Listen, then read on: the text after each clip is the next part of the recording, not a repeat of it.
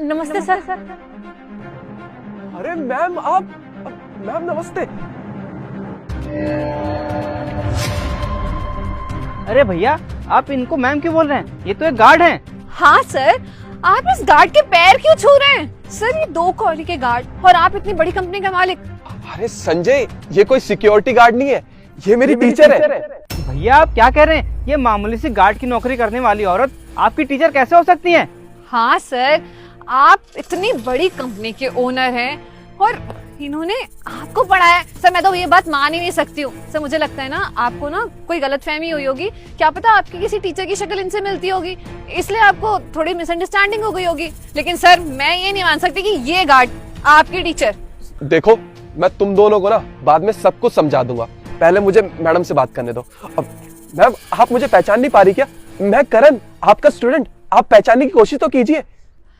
नहीं बेटा, मैं आपको नहीं पहचान पा रही हूँ, मुझे नहीं याद आ रहा है। मैम मैं आपको कैसे याद दिलाऊं, मुझे कुछ समझ नहीं आ रहा। हाँ मुझे याद आया। मैम आपको याद है एक दिन क्लास में मैं अकेला बैठा हुआ था। उस दिन मैं बहुत ज्यादा परेशान था क्योंकि मेरे घर में कुछ अच्छा नहीं चल रहा था। पापा एक्सपायर हो गए थे, मम्मी बहुत ज्यादा परेशान थी, छोटे भाई बहन। मैंने सोचा मैं पढ़ाई छोड़ दूंगा, पर आपने मुझे समझाया और बोला कि पढ़ाई छोड़ने की कोई जरूरत नहीं है, मैं हूं ना तेरे साथ, तुझे जितना पढ़ना है तू पढ़ और जो भी खर्चा होगा वो मैं देखूंगी।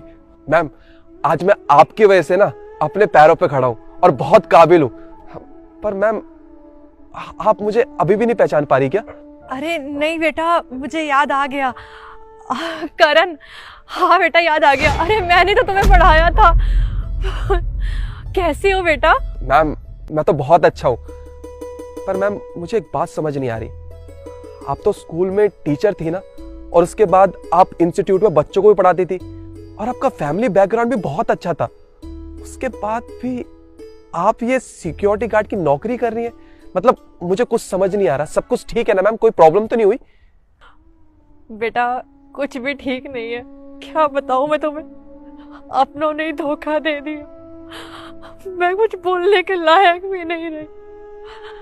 दरअसल बात यह है कि मेरे बेटे को पढ़ने के लिए बाहर जाना था। जिद करता था कि मुझे लंदन भेजो पढ़ने के लिए। अब बेटा मेरे पास इतने पैसे तो थे नहीं कि मैं उसे लंदन भेज पाती। जिद करने लगा कि ये मकान बेचो, जैसे मर्जी करो, पर मुझे लंदन भेजो, मुझे वहां पढ़ने जाना है। बेटा मैंने घर बेच के उसे लंदन भेज दिया पढ़ने के लिए। मुझे लगा कि वहां जाने के बाद वो पढ़ लिख कर कुछ बन के अपने माँ बाप को सुखी रखेगा, पर नहीं बेटा, वहां जाने के बाद तो उसने फोन पर बात करना ही बंद कर दिया। बेटा बाहर उसने शादी कर ली। मुझे लगा था मेरा बेटा पढ़ लिख कर इंडिया वापस आएगा, अपने माँ बाप को संभालेगा, पर नहीं, उसने तो अपने माँ बाप को पूछा भी नहीं।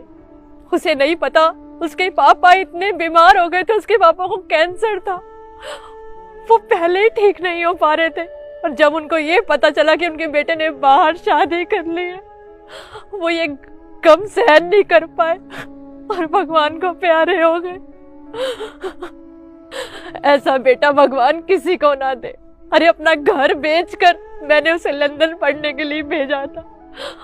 आपके अंकल जाने के बाद मेरे पास कुछ नहीं रह गया। मजबूरन मुझे ये गार्ड की नौकरी करनी पड़ी और मेरे पास तो रहने के लिए घर भी नहीं है। ये छोटा सा दे रखा है कमरा सा रहने के लिए, यही रहती हूँ, यही नौकरी करती हूँ। क्या करूँ बेटा, मजबूर हूँ ना। मैम आप परेशान मत होइए, देखिए सब कुछ ठीक हो जाएगा। जब मेरा बुरा वक्त चल रहा था आपने मेरा साथ दिया, और आज मेरा बहुत अच्छा वक्त चल रहा है और मेरे पास सब कुछ है, तो आपको परेशान होने की कोई जरूरत नहीं है। अरे कोई बात नहीं, एक बेटे ने आपको छोड़ दिया तो क्या हुआ, आपका दूसरा बेटा तो है। आज से मैं आपका ध्यान रखूंगा और आपको ये सिक्योरिटी गार्ड की नौकरी करने की भी कोई जरूरत नहीं है। आज से आप मेरे साथ मेरे घर पे रहेंगे। नहीं नहीं बेटा, मैं तुम्हारे साथ तुम्हारे घर कैसे जा सकती हूँ? तुम्हारे घर वालों को कुछ दिक्कत परेशानी ना हो, तुम जाओ, रहने दो। मैं ऐसे ही ठीक हूँ, मैं अपनी ये नौकरी करके 2 टाइम की रोटी अच्छे से खा लेती हूँ। अब नहीं मैम, कोई परेशानी नहीं होगी। और वैसे भी माँ तो आपको बहुत अच्छे से जानती हैं, आपको देख के बहुत ज्यादा खुश होंगी। मैम प्लीज आप मना मत कीजिए, अब बस मेरे साथ चलिए। ठीक है बेटा, अगर तुम इतना कह रहे हो तो मैं चलती हूँ, चलो।